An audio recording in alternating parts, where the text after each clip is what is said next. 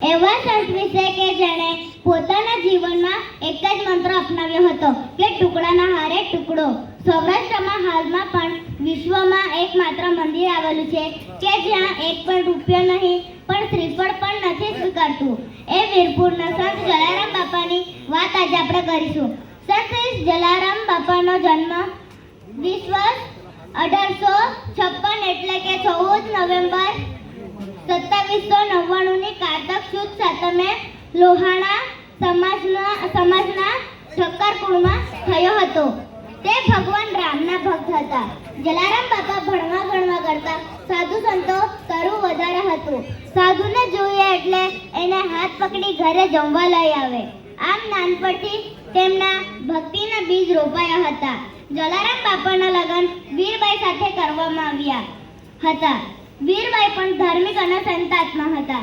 આથી તેમણે પણ જલારામ બાપા સાથે સંસારી વૃત્તિથી વિરક્ત રહી જરૂરિયાતમંદોને કાર્યરત રહી ઝપલાવી લીધું.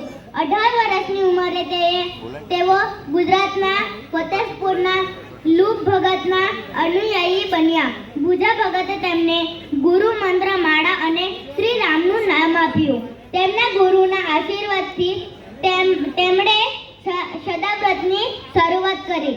સદાવ્રત એ એક એવું વ્રતનું સ્થળ છે જ્યાં સાધુ સંતો અને જરૂરિયાતમંદ લોકોને વર્ષના 12 મહિના અને 24 કલાક ભોજનની વ્યવસ્થા આપવામાં આવે છે. એક દિવસે એક સાધુ સંત આવે અને તેમને રામની મૂર્તિ ત્યાં આપી અને ભવિષ્યવાણી કરી કે નજીકના ભવિષ્યમાં હનુમાનજી ત્યાં આવશે. જલારામે ત્યાં રામની મૂર્તિની ત્યાં પરિવારના ભગવાનની સ્થાપના કરી અને થોડા દિવસો બાદ જમીનમાંથી સ્વયં હનુમાનજીની મૂર્તિ મળી આવી. આ સાથે ત્યાં સીતા લક્ષ્મણની મૂર્તિઓ પણ સ્થાપિત કરવામાં આવી છે. આ સ્થળેથી ભોજન લીધા વિના પાછું નથી જતું. આ કાર્ય પોતાના પત્ની વીરબાઈ સહયોગથી અને પછી એકલા હાથે સંભાળી. આ ગામવાળોએ પણ સેવાના કાર્યોમાં જલારામ બાપાને સહયોગ આપ્યો.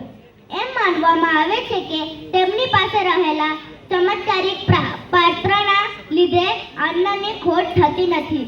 આથી જ કહેવામાં આવે છે કે જલારામ ઝૂંપડી આજે પણ ભક્તોને અન્ન, આશીર્વાદ અને ચમત્કાર આપે છે.